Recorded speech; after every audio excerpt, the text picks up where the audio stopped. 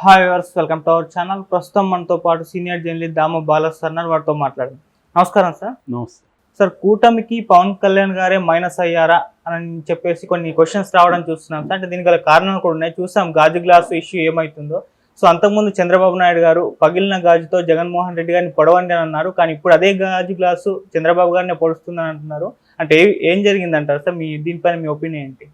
నిజంగా కూడా ఒక పవన్ కళ్యాణ్ ఒక పెద్ద బలం నిజానికి తెలుగుదేశానికి. ఎందుకంటే పవన్ కళ్యాణ్ అనౌన్స్ చేసే వరకు కూడా, పొత్తుని జైలు దగ్గర అనౌన్స్ చేసే వరకు కూడా ఒక రకమైన నిరాశ నిస్పృహలు తెలుగుదేశం కేడర్ని కావచ్చు, నాయకత్వాన్ని కావచ్చు, శ్రేణుల్ని కావచ్చు మొత్తం ఆవరించింది. ఒక రకమైన అంటే ఆయన జైలుకి వెళ్ళినాక రావాల్సినంత నిరసనలు కానీ ఉద్యమం కానీ రాలేదు. తెలుగుదేశం శ్రేణుల్లో ఒక స్తబ్దత నెలకొనింది. మన లోకేష్ ఏమో ఢిల్లీకి వెళ్ళిపోయి కూర్చోవాల్సి వచ్చింది. ఇక్కడ ఎవరు లీడ్ చేసేవాళ్ళు లేరు. బాలకృష్ణ ఏమో నేను వస్తాను లీడ్ చేస్తాను అంటాడు, కానీ ఆయన మీద ఎవరికి నమ్మకం లేదు. చివరికి ఆ ఇంట్లో స్త్రీలు భువనేశ్వరి బ్రాహ్మణి రావాల్సి వచ్చింది. ఇలాంటి ఒక నిరాశాజనకమైన పరిస్థితుల్లో పవన్ కళ్యాణ్ చొరవ తీసుకొని ఆయన అనేక రిస్క్ తీసుకొని ఫ్లైట్ క్యాన్సిల్ అయితే రోడ్డు మార్గంలో వెళ్ళి అక్కడ పోలీసులతో కొట్లాడి ఇవన్నీ చేసి మళ్ళీ వెళ్ళి రాజమండ్రిలో వెళ్ళి ఆయన ప్రకటించడం, అది కూడా అన్కండిషనల్గా ప్రకటించడం, ఇది ఒక ఊపు తీసుకొచ్చింది. పవన్ కళ్యాణ్ లేకపోతే నిజానికి తెలుగుదేశం ఈ స్థాయిలో ఇవాళ గెలుస్తామని వాళ్ళకి నమ్మకం ఏర్పడడానికి ప్రధాన కారణం పవన్ కళ్యాణ్ అని చెప్పచ్చు. అయితే ఇవాళ అదే పవన్ కళ్యాణ్ కూటమికి ఇబ్బందిగా మారాడా, కూటమికి పవన్ కళ్యాణ్ వల్లే నష్టం జరగబోతుందా అన్న చర్చ మొదలైంది. దీనికి ప్రధాన కారణం ఏంటంటే పవన్ కళ్యాణ్ మోరల్ సపోర్ట్ అవన్నీ ఓకే, కానీ ఫైనల్గా జరగాల్సింది ఏంది? ఎందుకు రెండు పార్టీలు కలుస్తాయి? రెండు పార్టీల మధ్య కెమిస్ట్రీ అంటే వాళ్ళిద్దరి మధ్య పై స్థాయిలో కలవడం కాకుండా కింది స్థాయిలో కూడా ఓట్లు ట్రాన్స్ఫర్ అవ్వాలి. ఈ ఓట్లు ట్రాన్స్ఫర్ అవ్వడానికి సజావుగా కింది స్థాయి వరకు కూడా అందరూ ఈ పొత్తు అవసరం, మనం జగన్ని ఓడించాల్సిన అవసరం ఉంది అని నమ్మాలి బలంగా.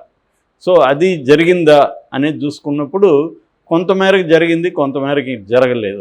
ఎందుకంటే చాలా చోట్ల జన సైనికుల్ని తెలుగుదేశం నాయకులు అవమానిస్తున్నారన్న వార్తలు బలంగా వస్తున్నాయి. నిన్న కూడా మనం దెందులూరులో చూసాము, వాళ్ళని స్టేజ్ మీద కిందికి తోసేశారు, లాగేశారు. సో అట్లాంటి అనేక సంఘటనలు జరుగుతున్నాయి తెలుగుదేశం వాళ్ళు దీని మీద.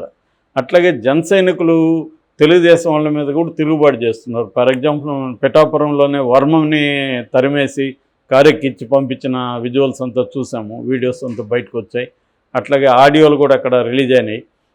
మాకు పవన్ కళ్యాణ్ మీదనే నిరసన వ్యక్తం చేస్తూ ఆడియో రిలీజ్ అయింది. సో ఇలాగా ఏంటంటే చాలా చోట్ల ఈ కెమిస్ట్రీ వర్కౌట్ అవ్వట్లేదు. So that is number 1 problem. ఇప్పుడు దానికంటే ఒక పెద్ద ప్రాబ్లం కూటమికి వచ్చి పడింది, అది గాజు గ్లాసు రూపంలో. మరి వీళ్ళు ఇది ముందుగా ఎక్స్పెక్ట్ చేయలేదా? ఎందుకంటే ఇప్పుడు చంద్రబాబు 45 ఏళ్ళకు ఉన్నాడు, పవన్ కళ్యాణ్ అంటే ఆయనకి పెద్ద మెచ్యూరిటీ లేదు, అనుభవం లేదని చెప్పుకున్నాం. ఎందుకంటే ఆయన కూడా 15 ఏళ్ళు ఉన్నట్టే లెక్క. ఎందుకంటే 88 నుంచి పార్టీ ప్రజారాజ్యం పార్టీలో ఉన్నప్పటి నుంచి ఆయన రాజకీయాల్లో ఉన్నాడుగా. సో లేదు, ఆయన పెట్టినప్పటి నుంచి లెక్కేసుకున్న 10 ఏళ్ళు అయిపోయింది కదా. 2014లో అనౌన్స్ చేశాడు పార్టీ. సో ఆయనకి ఇదంతా ఉండాలి. ఎవరు పార్టీ పెట్టినా ఇవన్నీ ఆలోచిస్తారు. మన పార్టీ ఏంటి, మన సింబల్ ఏంటి, మన సింబల్ని మొత్తం మనం ఎన్ని చోట్ల కంటెస్ట్ చేస్తున్నాం, ఎలక్షన్ కమిషన్ మనకి ఎన్ని చోట్ల ఇస్తుంది, ఇవన్నీ ఐడియా ఉండాలి కదా. ఎవరిని అడిగినా సింబల్కి సంబంధించిన రూల్ బుక్ ఉంటుంది, దాంట్లో కండిషన్స్ ఉన్నాయి, చదువుకున్నా కూడా అర్థమవుతుంది. సో మరి ఇవన్నీ అర్థమైనా కూడా మనం ఎలక్షన్ కమిషన్ మేనేజ్ చేసుకుందాం అనుకున్నారా అనేది డౌట్ వస్తుంది. మామూలుగా అయితే అలాగే అనుకునే అవకాశం ఉంది వీళ్ళు. లేదంటే వీళ్ళు ఇవన్నీ ముందుగా ఆలోచించుకోవాలి కదా. ముందుగా ఏమీ ఆలోచించకుండా ఇప్పుడు కోర్టుకు పోతే ఏం జరుగుతుంది? సో ఇది ప్రాబ్లం అనమాట. సో దాంతో ఏమైంది, ఎలక్షన్ కమిషన్ దాదాపు 50-60 మందికి రెబల్స్ కావచ్చు, లేకపోతే ఇండిపెండెంట్స్ కావచ్చు, వాళ్ళకి ఈ గ్లాస్ సింబల్ ఇచ్చేసింది. ఇప్పుడు వీళ్ళు కోర్టుకు వెళ్ళారు. కోర్టుకు వెళ్ళిన వల్ల కొంత మేలు జరిగిందని చెప్పచ్చు, కొంత ఊరట. ఆ ఊరట ఏంటంటే జనసేన పోటీ చేస్తున్న 21 అసెంబ్లీ స్థానాల్లో ఉండే ఎంపీ నియోజకవర్గాలు ఏవైతే ఉంటాయో అక్కడ కూడా గ్లాస్ గుర్తుని వేరే వాళ్ళకి ఇవ్వద్దు. ఆ మేరకి ఓన్లీ 21 కాకుండా అది ఏ పార్లమెంట్ పరిధిలో వస్తాయో అక్కడ కూడా ఇవ్వద్దు. అనేది ఆ మేరకు మంచి జరిగినట్టే. అట్లాగే 2 పార్లమెంట్ సీట్లో జనసేన పోటీ చేస్తుంది. ఈ 2 పార్లమెంట్ సీట్లో ఉన్న 14 అసెంబ్లీ నియోజకవర్గాల్లో కూడా గ్లాస్ ఎవరికి ఇవ్వద్దు. ఇంతవరకు బాగానే ఉంది. ఇప్పుడు ఏమైంది, దాదాపు 62 నియోజకవర్గాల్లో, అసెంబ్లీ నియోజకవర్గాల్లో 5 పార్లమెంట్ నియోజకవర్గాలు, అంటే 5 × 7 35. సో ఇక్కడంతా కూడా ఇప్పుడు వీళ్ళకి ఈ గ్లాసు గుర్తు వీళ్ళకి రాదు, జనసేనకి రాదంటే అర్థం దాన్ని బ్లాక్ చేయట్లేదు, ఫ్రీజ్ చేయట్లేదు, అది అడిగిన వాళ్ళకి ఇస్తున్నారు. సో దీంతో ముందేమో జనసేన కోర్టులో వేసింది. జనసేన కోర్టులో వేసినప్పుడు వీరు వెళ్ళి చెప్పారు, మేము అట్లా ఇవ్వలేము, మాకు ఎలక్షన్ రూల్స్ ఒప్పుకోవు అని చెప్పారు. కోర్టు కూడా కన్విన్స్ అయింది. మీరు పోటీ చేయని చోట ఎలా ఇస్తారు అని కోర్టు కూడా వాళ్ళని ప్రశ్నించింది. దాంతో వాళ్ళు విరమించుకున్నారు. మళ్ళీ మన వర్లరామయ్య ఇదే పనిలో ఉంటాడు కదా. వర్లరామయ్య బిజినెస్ ఏంటంటే ఎలక్షన్ కమిషన్కి రోజు ఫిర్యాదులు చేయడం, కోర్టుకు వెళ్ళడం, ఇదే పనిలో ఉంటాడు ఆయన. సో ఆయన ఎలక్షన్ కమిషన్ దగ్గరికి వెళ్ళాడు. వెళ్ళినప్పుడు వాళ్ళు ఏం చెప్పారంటే, బాబు మేము ఫ్రీ సింబల్, అది ఫ్రీ సింబల్ ఎవరు మొదట అడిగితే వాళ్ళకి ఇస్తాం, ఎవరైనా అడగచ్చు ఫ్రీ సింబల్, వీళ్ళు మొదట అడిగారు కాబట్టి వీడికి ఇచ్చాము. ఇచ్చినప్పుడు వాళ్ళు ఎక్కడెక్కడ పోటీ చేస్తారో అవన్నీ కూడా చెప్పారు. మేము కింద నోట్ ఉంది, దాంట్లో ఇచ్చినప్పుడే కింద నోటు కూడా పెట్టాము, మీరు పోటీ చేసిన చోట మాత్రమే ఇస్తాము, మిగతా చోట్ల అది ఫ్రీ సింబల్గా ఉంటుందని ఇచ్చినప్పుడే మేము నోటు పెట్టాం. మరి అప్పుడే మాట్లాడాలి కదా మీరు, అప్పుడు మాట్లాడున్నా మేమేం చేయలేము, అది వేరే విషయం. కానీ అప్పుడు మాట్లాడకుండా ఇప్పుడు వచ్చేందుకు గోల్ చేస్తున్నారు. మేము ఆల్రెడీ నోటు ఉంది చూసుకోండి మీరు, కాబట్టి ఇదంతా మేము రూల్ ప్రకారం చేస్తున్నాం అనేది వర్లరామయ్య చెప్పాడు. వర్లరామయ్య బయట వచ్చి వీళ్ళు కన్ఫ్యూజ్ చేస్తున్నారు, వీళ్ళకి అసలు విషయమే అర్థం కాలేదు, నేను కోర్టుకు పోతాను అది ఇది అని బెదిరించాడు. కోర్టుకు వెళ్ళాడు. కోర్టులో కూడా వీళ్ళు అదే చెప్పారు. మరి కోర్టులో ఇంకోటి కూడా చెప్పారు వీళ్ళు, మేము ఇప్పుడు కానీ ఇలాగ ఈ పిటిషన్నే అసలు అనర్హత అన్నారు వీళ్ళు. ఈ పిటిషన్ కానీ మీరు ఓకే చేస్తే ఎలక్షన్ అయ్యే వరకు పిటిషన్లు వస్తూనే ఉంటాయి అని అడిగారు. ఎందుకంటే ప్రతి ఒక్కడు నాకు ఈ గుర్తు నా అన్ని చోట్ల ఫ్రీజ్ చేయండి, నాకు ఇక్కడ ఇచ్చారు కదా అంటాడు ఇంకొకడు. ఇప్పుడు చాలా పార్టీలు పోటీ చేస్తున్నాయి, ఆ పార్టీలకు ఇచ్చిన గుర్తు కూడా వేరే చోట పెట్టద్దు అంటారు. ఒక 50 నియోజకవర్గంలో ఇంకొక పార్టీ పోటీ చేస్తుంటుంది, ఆ పార్టీకి ఒక సింబల్ ఇచ్చారు. ఫర్ ఎగ్జాంపుల్ కొండ ప్రజాశాంతి పార్టీకి ఇచ్చారు. ప్రజాశాంతి పార్టీ ఒక 50 చోట్ల పోటీ చేస్తుంది, మిగతా 125 చోట్ల ఇవ్వద్దండి అని కొండకు వస్తారు. అట్లా ప్రతిదీ ఏదో ఒక పిటిషన్ తెస్తూనే ఉంటారు.